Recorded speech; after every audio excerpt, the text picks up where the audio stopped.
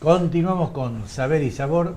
Bueno, estamos charlando sobre las condiciones en que estamos en este país, las condiciones de trabajo, las condiciones de los empresarios, las condiciones que pone el gobierno nacional. Está poniéndose sobre la mesa la anomia que hay, porque hay mucho problema a raíz de eso. Bueno, y Julio estaba redondeando sobre las posibilidades que hay para poner en marcha un plan económico diferente.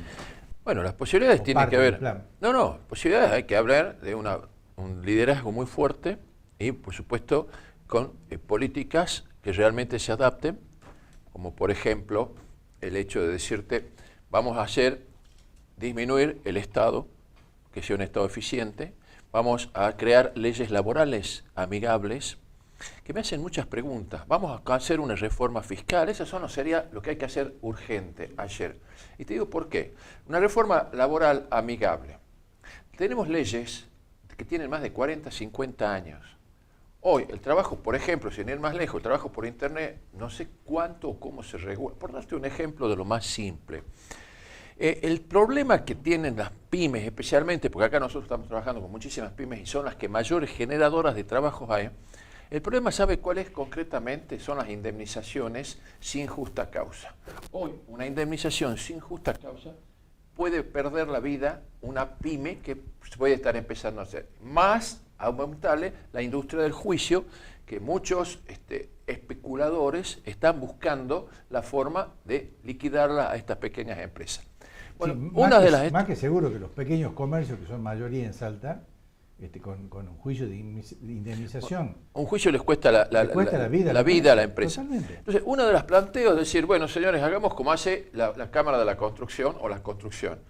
Un porcentaje determinado que vaya a una libreta o como sea. Ahora, el planteo es decir, bueno, en un proceso inflacionario, ¿cómo vamos a hacer para que esa plata no pierda valor? Obviamente se está buscando las posibilidades. Nuestros equipos técnicos están trabajando. Sabemos y tenemos un diagnóstico muy claro de qué es lo que está pasando. De los 140 y pico impuestos que tenemos, solamente 10 impuestos recaudan el 85% de todas las recaudaciones. El resto es burocracia pura. Entonces, empecemos a mejorar, a acomodar, veamos cuáles son los errores. Eso sí se puede hacer desde el primer día. Ahora, cuando me dicen, ¿qué va a pasar con el cepo? Con el cepo va a ser muy difícil sacarlo de un día para otro. ¿Qué va a pasar con los subsidios? Bueno, acá hay otro tema.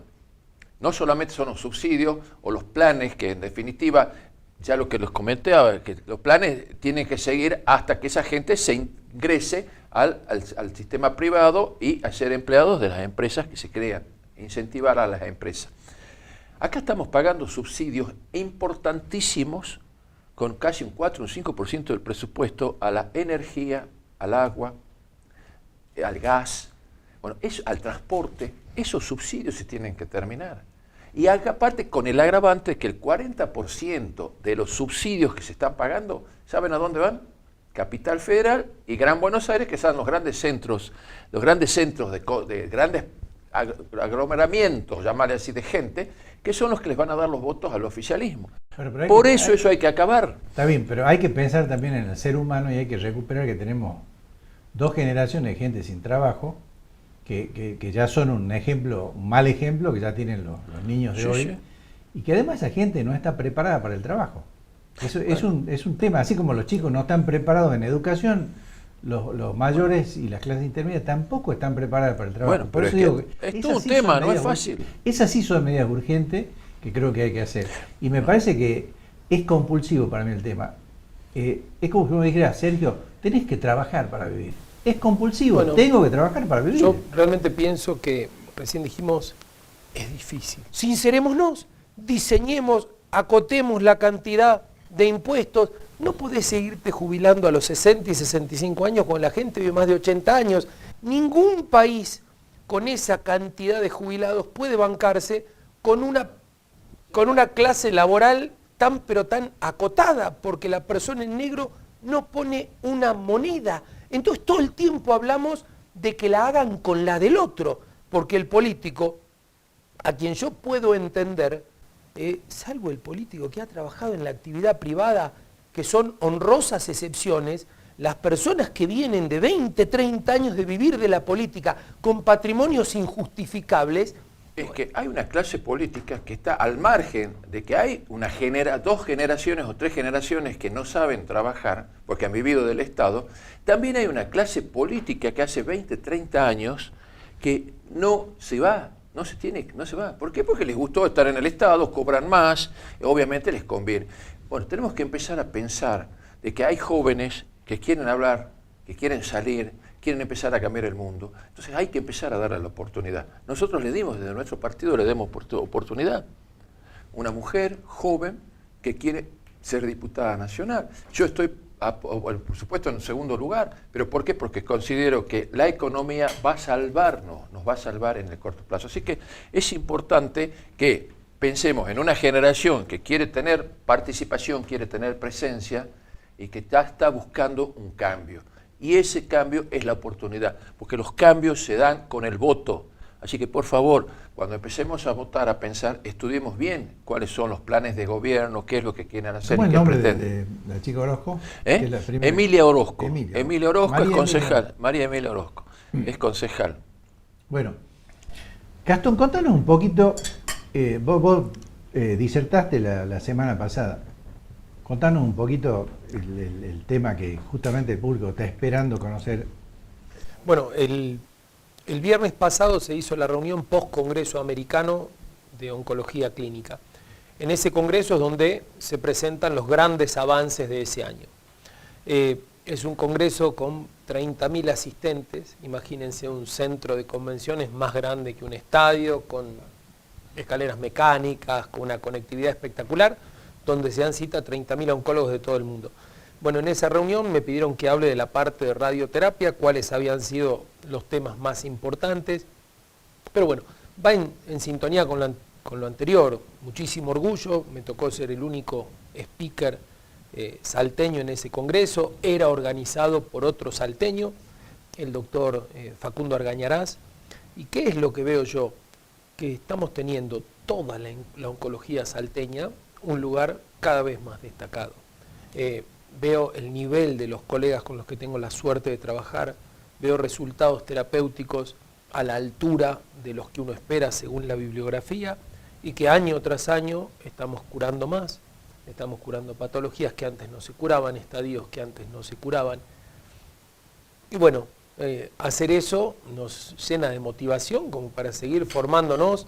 El médico no termina jamás de estudiar y cuando vos ves gente que sigue con las mismas ganas que tenía hace 20, 30 años y por este aumento en la curación todavía más motivaciones, hacerlo como si fuera el primer paciente que trata, te mencionaba que nos llena de alegría y salió muy bien el congreso. Como te digo, 300 personas en este hotel céntrico que mencionabas, en un congreso que no tuvo fallas, duró 2 días, la ciudad, la provincia, las instituciones, los empresarios se pusieron al servicio, los salteños quedamos muy bien parados y vi muchísima gente que además turísticamente, no solo académicamente, se fueron con ganas de volver y todos se llevaron cosas de acá. ¿Cómo encaja el tema de las obras sociales que están en crisis? Sí. Y justamente cualquier tratamiento oncológico es carísimo. Sí. Un enfermo de esa naturaleza no puede asumir solo un tratamiento, si no puede asumirlo, obviamente sí está condenado. Y hay obras sociales que están incumpliendo porque le ponen peros a la medicación, porque le ponen pero a los plazos de entrega, y bueno, y eso los complica a ustedes, y al paciente sobre todo. Sincerándose, a ver, la enfermedad oncológica, la parte económica, pone en jaque a todos los sistemas de salud. Cuando yo estuve en Francia hace 18 años atrás, habían aprobado una medicación que había fundido el sistema de salud francés, o sea, que obligó a meter mano al presupuesto y en abril, mayo se habían acabado las partidas para salud por esa droga, o sea, la oncología tiene esa capacidad. Cada mercado paga lo que puede absorber, entonces la misma droga se paga $35.000 en Estados Unidos, 25.000 en Francia, 15.000 en Brasil, 10.000 en Argentina, 5.000 en Bolivia. Esa es una cuestión universal. ¿Qué problemas veo? Y hay problemas también de honestidad que agravan el problema de fondo, porque vos ves dirigentes sindicales llenarse la boca hablando y haciendo política y sus obras sociales están fundidas, convocadas, dejan el tendal y francamente vos sabés que ese paciente que tiene esa obra social, su obra social no le va a dar el tratamiento que le tiene que dar y no pasa por una cuestión de voluntad del médico, porque el médico no puede cobrar ese fármaco que vale, comprar ese fármaco que vale 1 millón de pesos, 2 millones de pesos, 3 millones de pesos y se tiene que dar mensualmente. Entonces sí asistimos a una crisis grave del sistema de salud, el margen que las obras sociales tipo Swiss Medical, las obras sociales que son distintas, que no son obras sociales sindicales, tienen, el margen prestacional es muy cortito. El margen prestacional es la diferencia entre lo que ellos recaudan y lo que ellos pagan. O sea, la diferencia que es lo que ganan y los motiva a estar en esto. 1,5, 2, 3%. Ese 1,5, 2, 3%, una nueva droga te puede llegar a desbalancear y desfinanciar. Es difícil, nuestro país es una cosa rara. Justamente esa obra social tuvo problemas. Sí, por supuesto, tienen problemas permanentemente, pero ¿qué pasa? ¿Dónde está el problema? Si nosotros no tenemos la reforma previsional, reforma laboral, reforma tributaria, o sea, nosotros necesitamos reformar todo para que el dinero llegue y se pueda distribuir y podamos hacer un uso racional del recurso. Entonces uno ve que no hay un uso racional del recurso, se hacen grandes hospitales sin las partidas presupuestarias para los médicos, para los enfermeros, para las personas de limpieza, elefantes blancos que inundan nuestro país. Hay, por ejemplo, en mi especialidad, hay un proyecto que se llama Plan Nuclear, X cantidad de centros de radioterapia, inversiones totales cercanas a los 100 millones de dólares, hechas y después te ofrecen a vos para trabajar un sueldo que no te permite pagar un alquiler de un departamento de 2 dormitorios. O sea, eso nos pasa en nuestro país. Tengo que ir a un corte. Bueno, interesante lo que estamos hablando. Vamos a volver, el último bloque vamos a volver con el IPS. Es una obra social importante en la provincia, si no la más.